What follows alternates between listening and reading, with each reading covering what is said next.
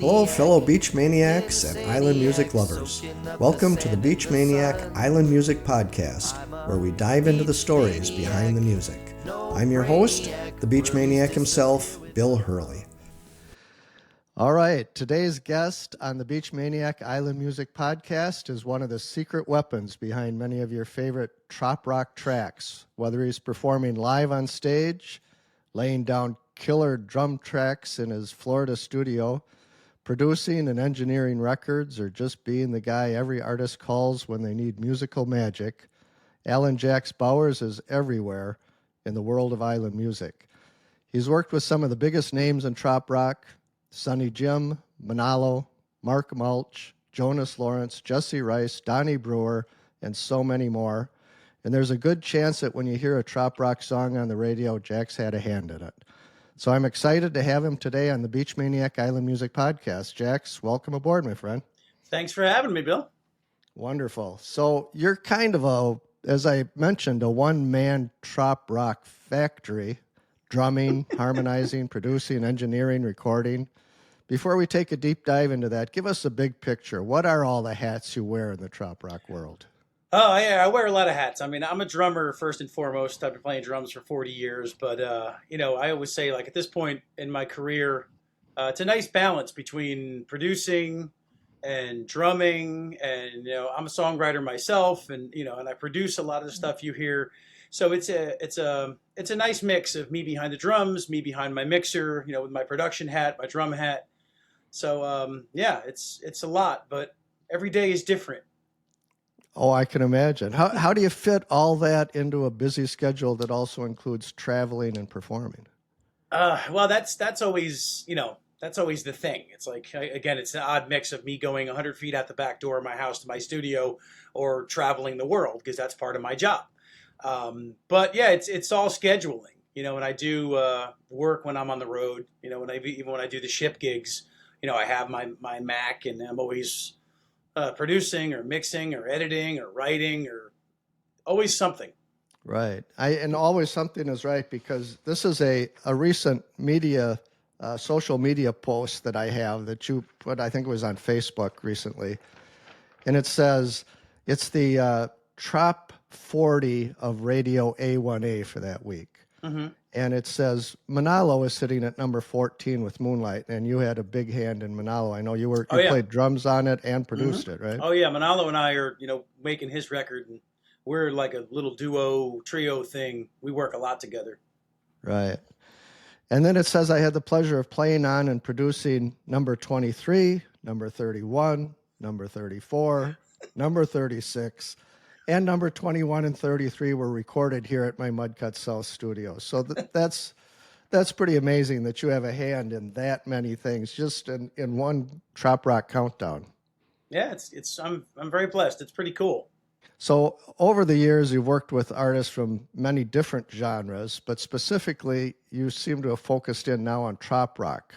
Why did you become the go-to guy for Trop Rock musicians in particular? Well, I still work on a lot of different stuff. I do Trop Rock stuff. I do ska stuff, reggae stuff. I have my hand in a lot of stuff, but it just Trop Rock just seemed to take off for me. I've been playing this music for half my life, Buffett music and Trop Rock music, and I don't know, it just kind of took over. So on a given week, I'll work on 5 or 6 different projects or songs or EPs or records, and most of them will be Trop Rock vein. So, but it's I just ran with it. You mentioned that, and I didn't know this, you mentioned that you also are a songwriter. Yes. Have you written some of the Trop Rock songs that we hear on the radio? Nothing that's, I don't think I've co-written anything. Well, I co-wrote, edit that out. Co-wrote a song with Paul Rausch a couple years ago that we kind of did while we were down in Belize.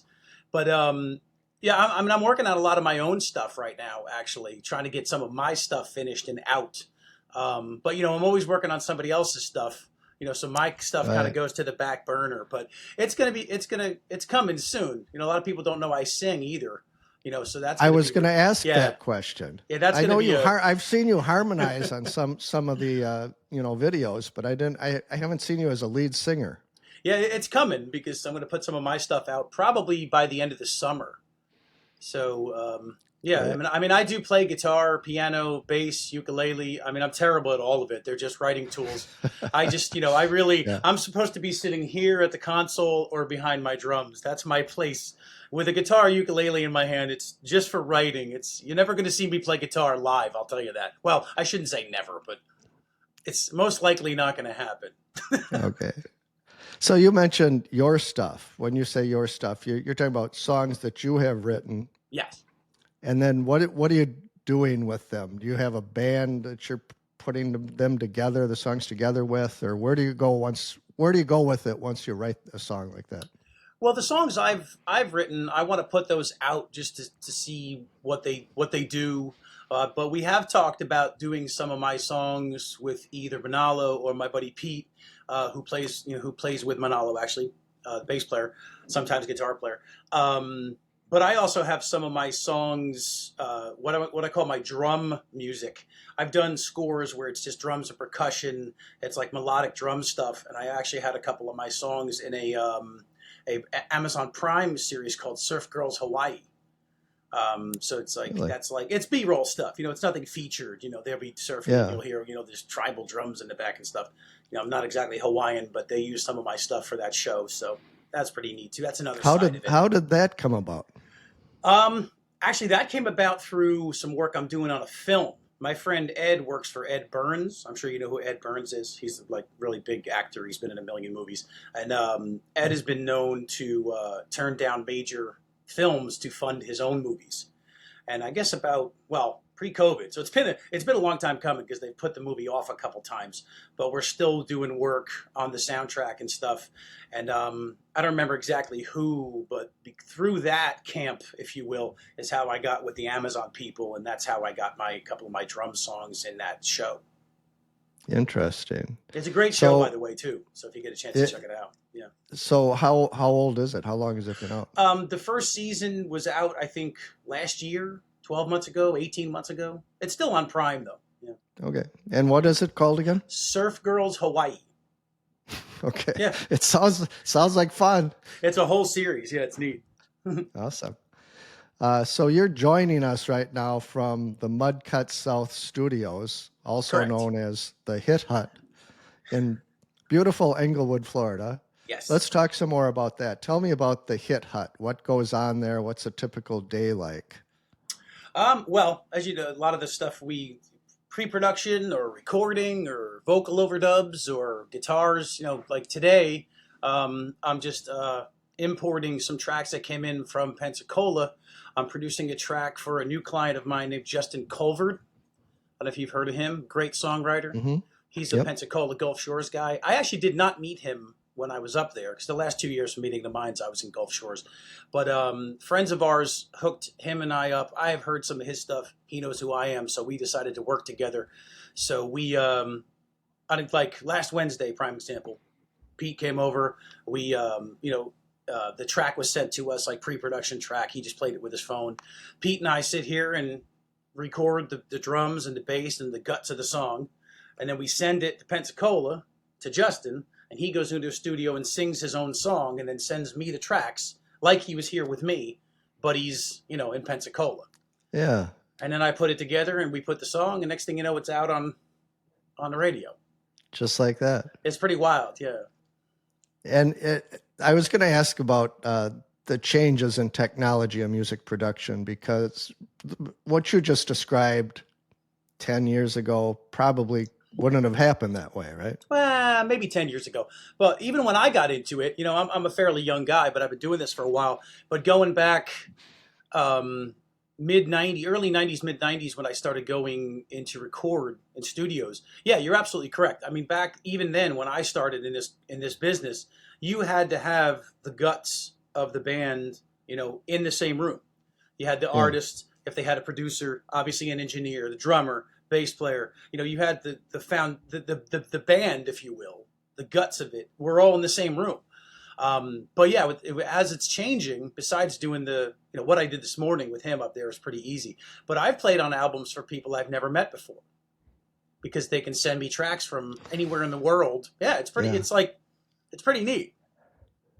Now, I've seen some of your social media posts where you have, like, for example, you had Mark Mulch singing while you were playing the drums, and you had a Yes. guitarist in there. Yep. So in that case, you were kind of bringing at least most of the musical elements into the studio.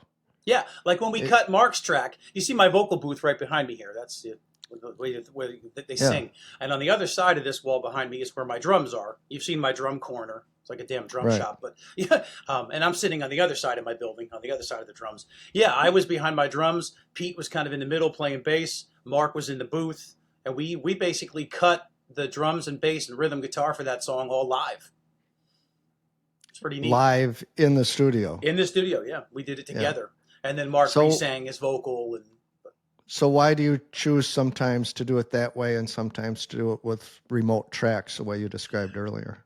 well, Mark, we were going to do that track remotely, I think, initially, but then Mark was down in Tampa for Music on the Bay, which isn't horribly far from me. I'm only about an hour and a half south of Tampa.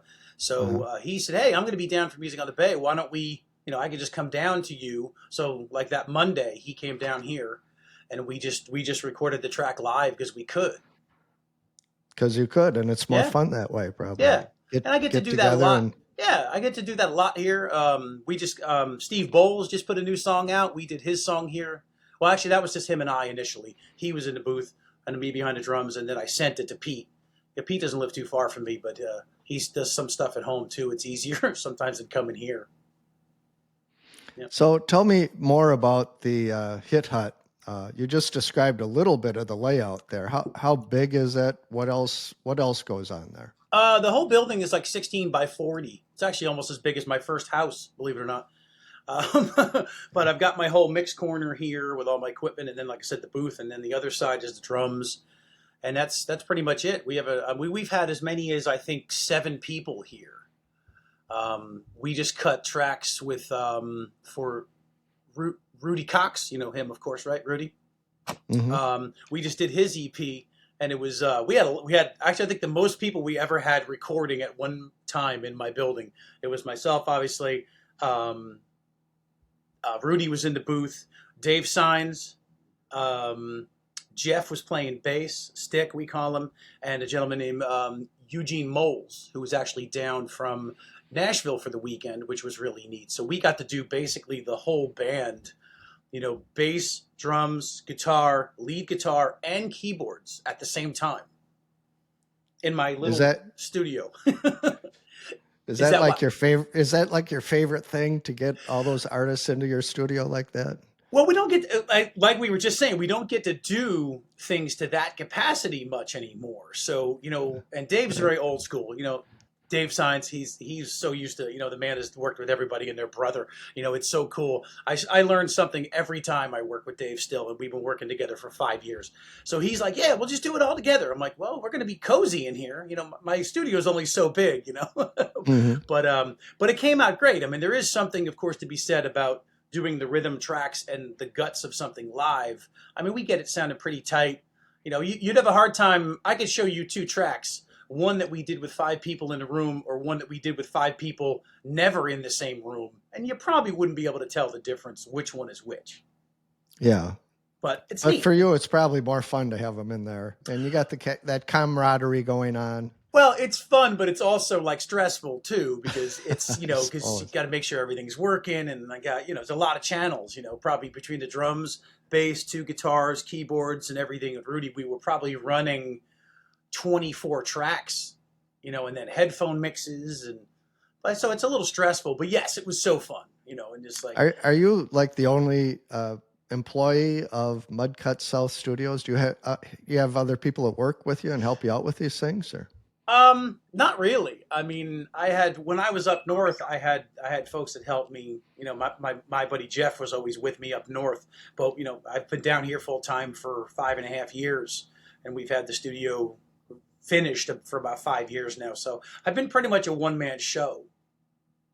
That's got to be a lot of work. It is, but even like that day with Rudy, you got 5 people playing music, and Beth was here actually too. So 6 people.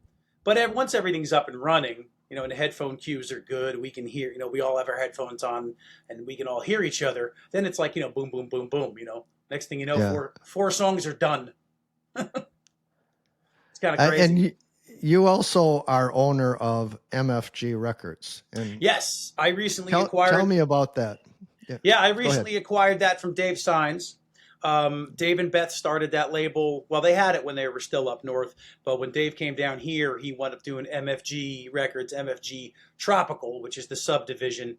And basically, a couple months ago, Dave sat me down and was like, "Hey, I came down here to retire. I'm sure you saw his post. I came down here to retire, and I'm not really retired."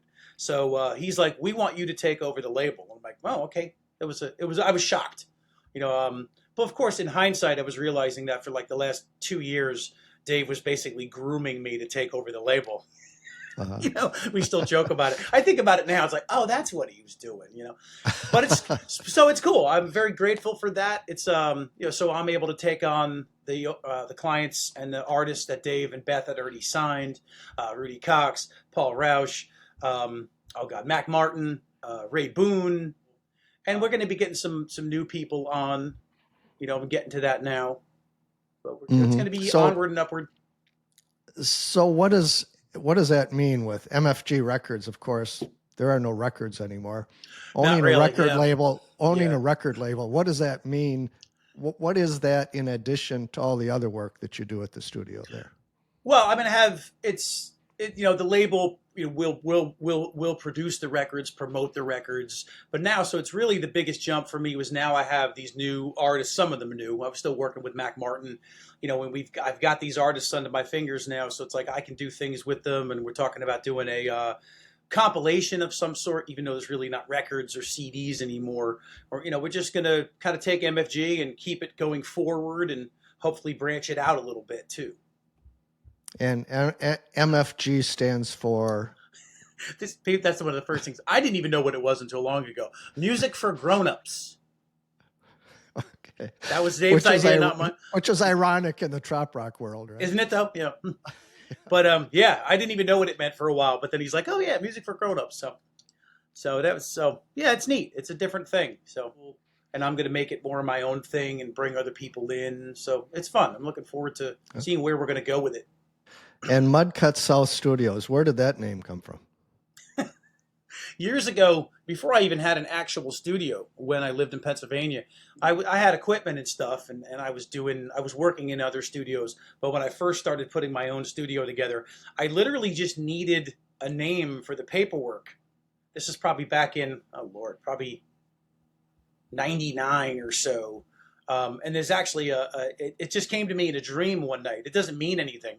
Mudcut is just what came to me, and it's stuck 25 years later. And we were going to rename it when we came down here, but I don't know whether it's just we never came up with something or I'm lazy. I don't know which, but I was like, we're just like, well, let's just do Mudcut South.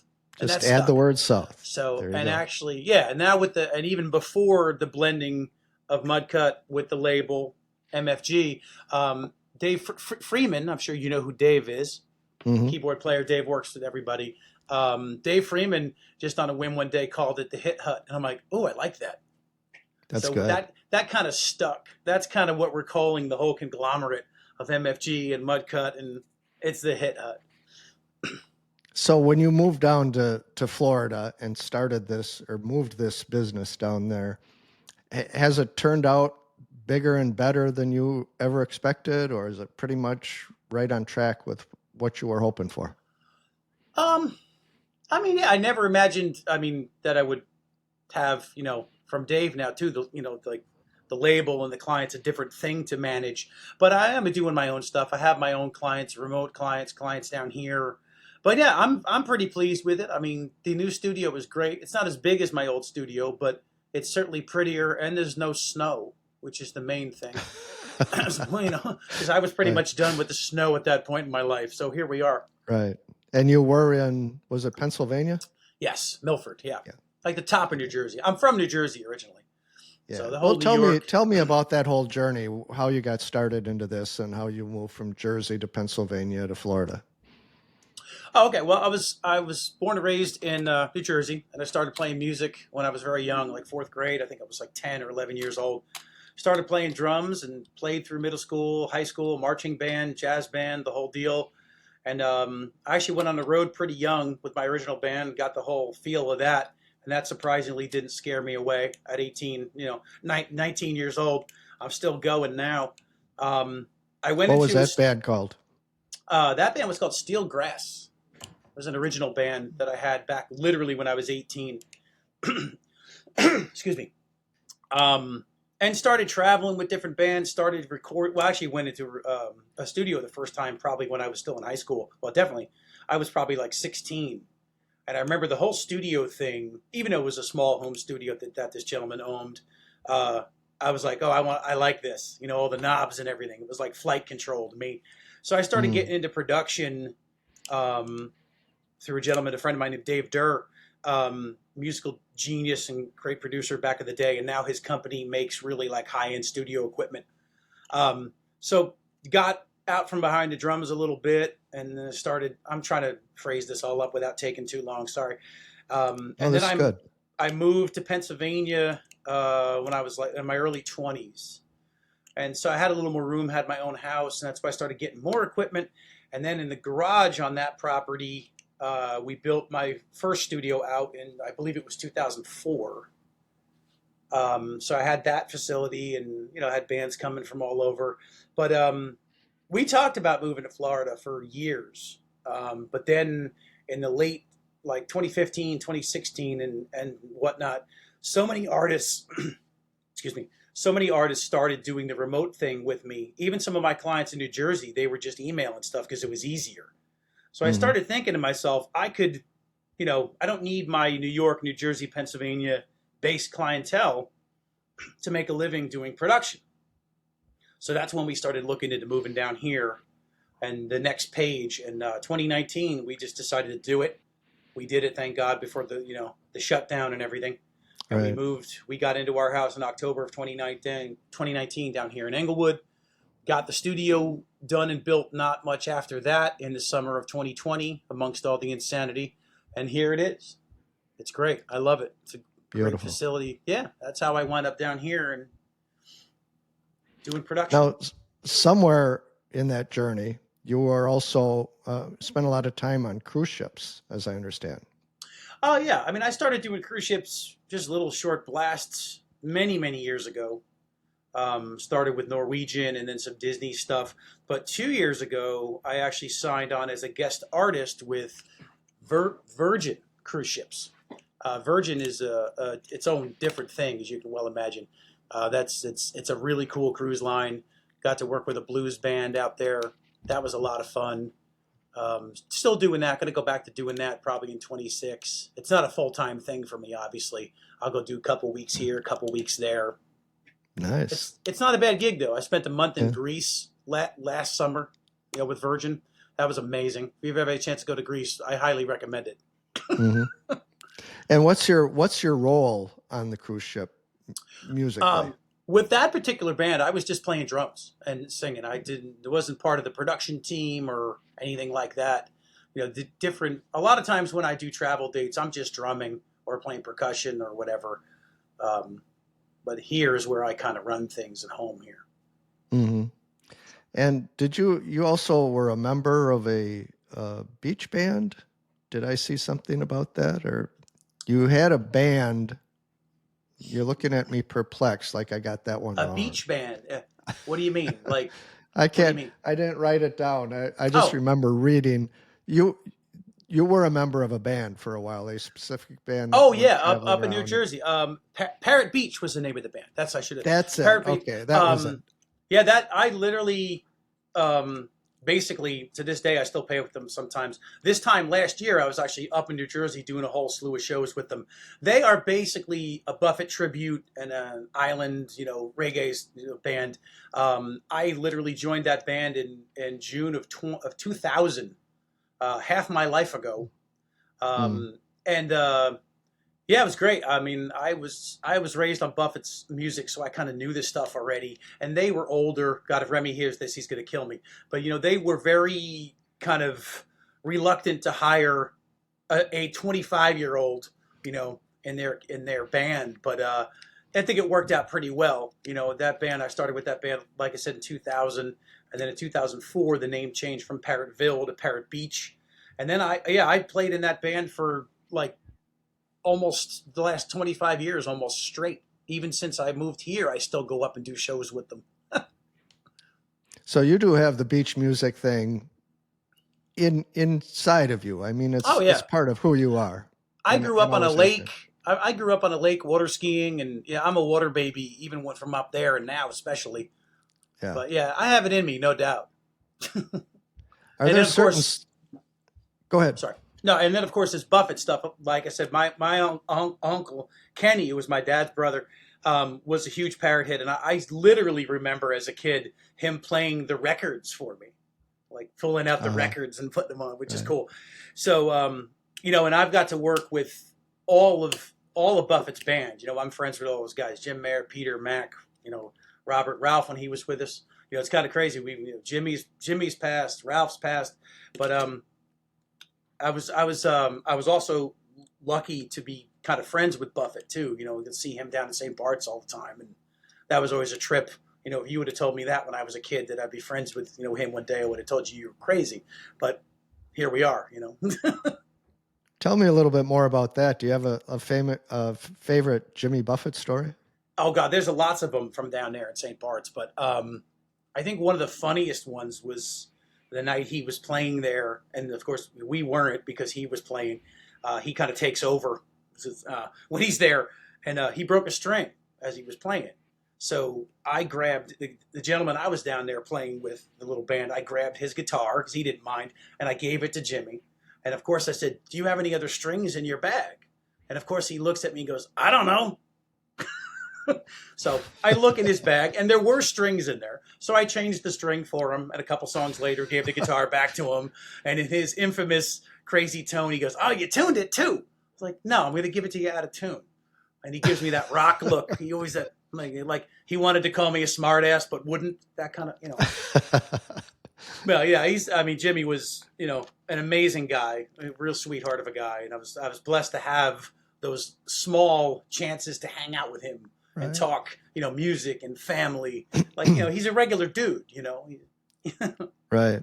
So you mentioned St. Bart's. Why St. Bart's? Why were you in St. Bart's and he in St. Bart's at the same time? Well, he has a place down there. He's been singing songs about that place, as you know, for many, many, many, many years.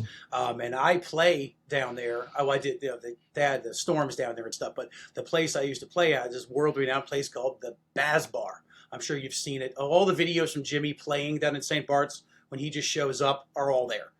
And I was very fortunate to play at that bar for many, many. It's right in Gustavia Harbor. I mean, it's one of the most beautiful places in the world. And it just happened a number of times I was down there, he was down there. So, initially it was kind of funny. Initially it was funny. He would see me down there. He kind of like, the hell's he doing here? Like, he kind of remembered who I was because I play with Mac and all that. So it was funny, but yeah, it was always neat to have those, times down there with him.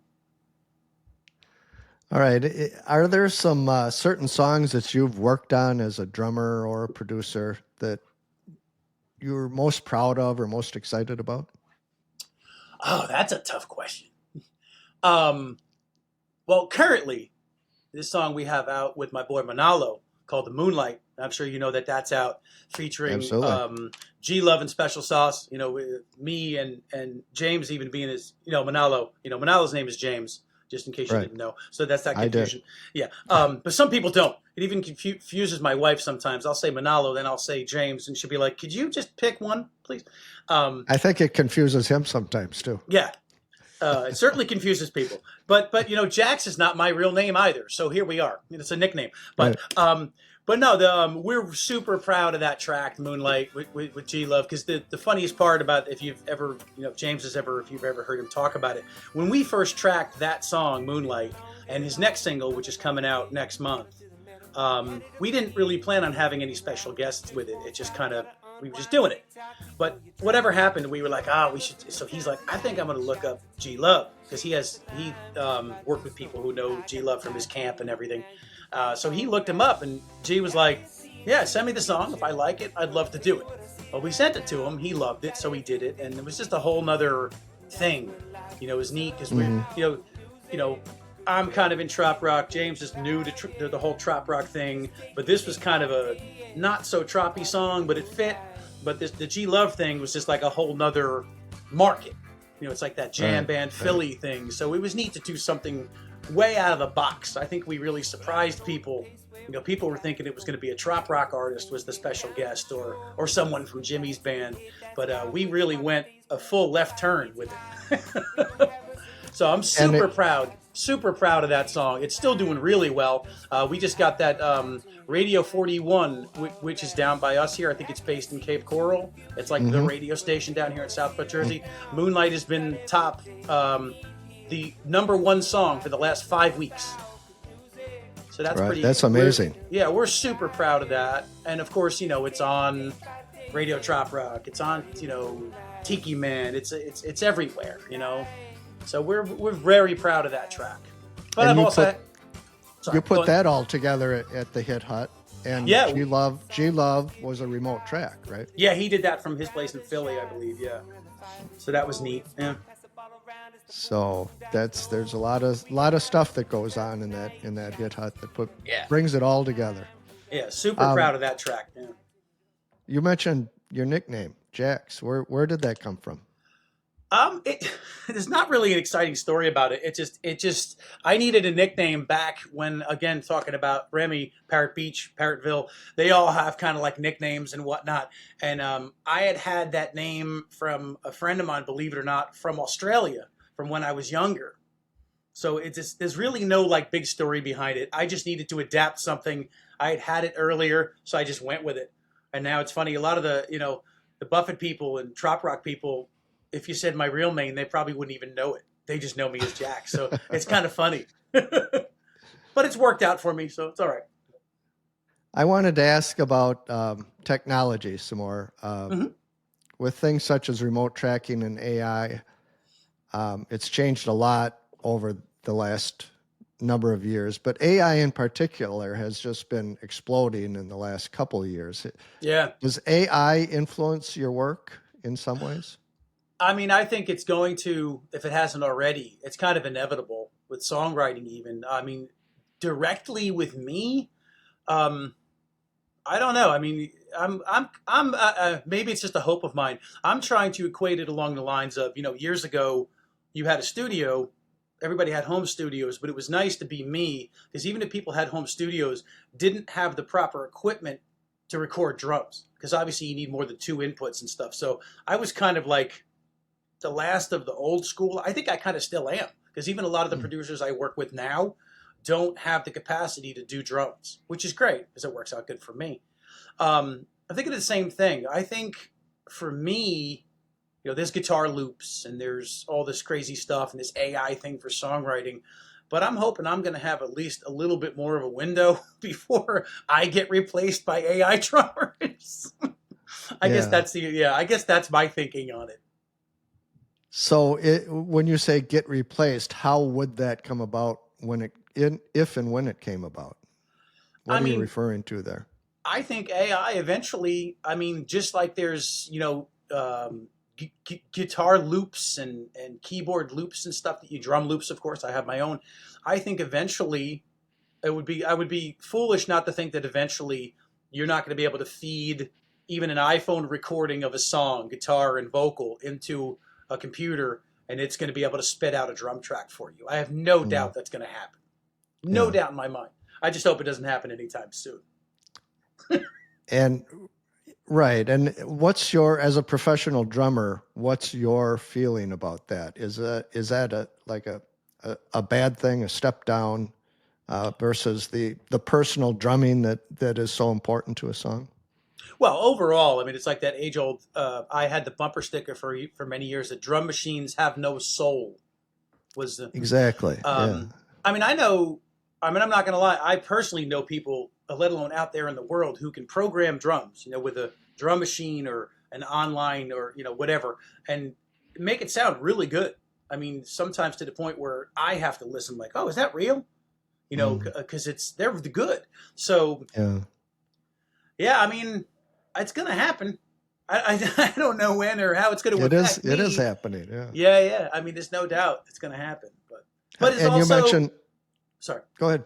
But also, if it, but I hate to say this, I also think it, like guitar loops and drum loops and stuff, it's going to help with the songwriting as long as people don't overuse it. If somebody just says, hey, give me a groove for this song, and then they can work on their song off of it, I think that's great. But if they're going to do these AI things for, albums and stuff, that's just kind of cutting out the artists, Right. Like you say, it's taking the soul out of it. Mm-hmm. So from the perspective of a professional drummer, how important are drums and percussion in general to the success of a song? Oh, I think it's very important. I mean, it's the heartbeat. I mean, you look, ska music, reggae music, like you think I'm just trying to think the tribal music, if you will, whether it's in Africa or Native American, always had the heartbeat that that boom, boom. That's the music. The drums is the heartbeat of all music, I think. So I think it's extremely important. I mean, I'm not reinventing the wheel with a lot of the stuff I do. I mean, trop rock and reggae and rock stuff, straight ahead stuff I do. But I think it sounds and feels better when there's human beings playing drums, bass, percussion. I think it definitely has more of a life to it. But I think drums are very important. I mean, it's usually the first thing. If you're cutting a record, it's usually the first thing that gets done is the groove. That's the start of it. Right. So, and go ahead. No, I think it's extremely important. And what distinguishes you as a drummer? Does every drummer have their own drummer personality, per se? Oh yeah, I mean, drummers, like vocalists, guitar players, everybody sounds different. I mean, I could to the same tracks, even to the same, guitar, bass, everything. I could play drums to something, and somebody else could play drums to something, and it could have a totally different feel. A lot of what I do, I'm sure you know this, like when I do fly gigs with artists, like you said, I work with Donny Brewer, Tom Shepard, guys I'm not really in their band. I have a whole slew of their songs I know already, and then sometimes I learn other things for event. But then, I'm basically emulating what's on the record. Sometimes exactly, sometimes in my own little way, but it always has a different feel depending on who's playing it. Right. So if you had two drummers playing the same song, it would sound different because there's no specific track for drumming, right? Yeah. I mean, even I think sometimes when I'm playing live a track that I played in the studio, it has a different feeling because the tempo is not the same. The energy is different. There may not be a click track. We can kind of go our own tempo. It's always different. I just saw a video of you and Monallo playing at the A1A Beach Bash. Actually, you were in the television studio. Oh yeah, in Jacksonville, right? That's where it was. Yep. And you were playing what I think is called a Cajun drum. Yeah. So the drum is a cajon. I basically sit on it, and then if you're gonna play it the proper way, if you're supposed to play it with your hands. That's the way they play it. South America, wherever the drum came from, or the Caribbean, I don't even know. But I play it with those whip things. They're like a mixture between a jazz brush and a drumstick. And then actually, I don't know if you saw the videos from the Beach Bash itself. When I play with Monallo, a lot of times I also have a snare drum and cymbals and stuff too with that drum that I play with a pedal, like a bass drum. So it's like that's like the middle point between just the cajon that you saw on the TV station and a full drum set. It's like that middle road. And the nice thing about the cajon is it's just very, very portable, and that's probably why you took it into the TV studio. Oh yeah, yeah. It still sounds great. Yeah, it's neat. It makes a lot of noise for something that's so simple. I always joke with that cajon drum that drum has traveled more than most people I know. It's been around the world. Right. So tell me about your family and your life in Florida. I love it down here. I mean, my wife, obviously my 4 kids, we have a beautiful home down here and my studio in the backyard, which is convenient. I can just walk out my screen door and 100 feet out to my studio. So it's nice when I'm home, I can still get work done, and I'm not always traveling. Right. But And there's a lot of gigs in the area there that you can do in I really don't Southwest Florida. gig. Yeah, I really don't gig around here that much. No. No, and right or wrong, blue or green, a lot of studio stuff I do, and then most of the gigs I do, I travel. I either go, up to Orlando. I do a lot of stuff up there, East Coast. And then I got fly dates, of course, with Tom Shepard, Monallo, Donny Brewer. I do a lot of fly dates and travel dates. Who else do I work with? A lot of people. And I got some stuff coming up this summer with Monallo. I just did a couple things with Tom Shepard, Lone Star Luau, and all that. And of course, I got some more dates, fly dates and stuff with my buddy Jesse Rice. I work with Jesse too. Yes. Yep. So, but a lot of stuff with James this summer with Monallo and getting the record done too. Because besides Moonlight, like I said, it's been out for a little bit. We have Lover's Key coming out next month, which is the new single. And then we've already got 4 or 5 more songs done towards the record, which is going to be out probably in the winter. Awesome. Look forward to that. So it's cool. So at the meeting of the minds last year, you were up for Musician of the Year, I think was it the 3rd time? No, 3rd or 4th, yeah. Yeah. So what does that mean to you? Oh, it's cool. I mean, it's even just to get the nod is so nice, especially with John Patty and Johnny Dew. Mark Morellis has been nominated. Brad Brewer. These guys are my buddies and my fellow musicians. So it's so cool to even just get the nod. I appreciate it. I mean, it's I get to do a lot of different styles of music and realms of music, but I love my Buffett people, so it's nice to get the nod from people. Maybe one day I'll win. Who knows? I wouldn't be surprised. In fact, I would expect it. I love your reference to the Buffett people. Yeah, my people. That's what Jimmy would always say when he would come out at Baz Bar. Baz Bar was a small little place. I mean, wasn't a big restaurant. He would just always come out and go, "My people." Awesome. So you mentioned some of the things you're working on. I was going to ask about that as you look down the road. What new ventures do you have or new goals that you want to achieve? Oh, I got a lot of stuff going on. Monallo's thing is a big thing for me right now. I'm most like personally and tied with Monallo. He and I, I work with a lot of different artists and I'm appreciative of all of them. But Monallo and I are kind of a team. He used to say, "I am Monallo," but now he says, "We are Monallo." So it's me and him sometimes me and him and Pete, our bass player, and with the record going on. And we've got some big things in the works, doing some dates with some bigger artists and some, I can't really give too much away here, but it's coming soon. Some new deals and some new venues and things we're going to be playing. So it's very exciting. But yeah, I mean, I've got a lot of stuff coming out. I just had a song come out with Mark Mulch too and Steve Bowles. I'm currently working on an EP for Rudy Cox, Mac Martin, of course, Monallo's stuff. That Justin Culver track that I'm literally working on right now. That's a really cool song. That's his first endeavor, I think, into Trop Rock. And this song is going to be, the Trop Rock people are going to eat this up. It's a real good beach song. I'm excited about that. But yeah, I mean, and like I said, I've got some traveling going on this year, corporate stuff, some stuff with Jesse. Yeah, I'm excited. It's going to be a good year.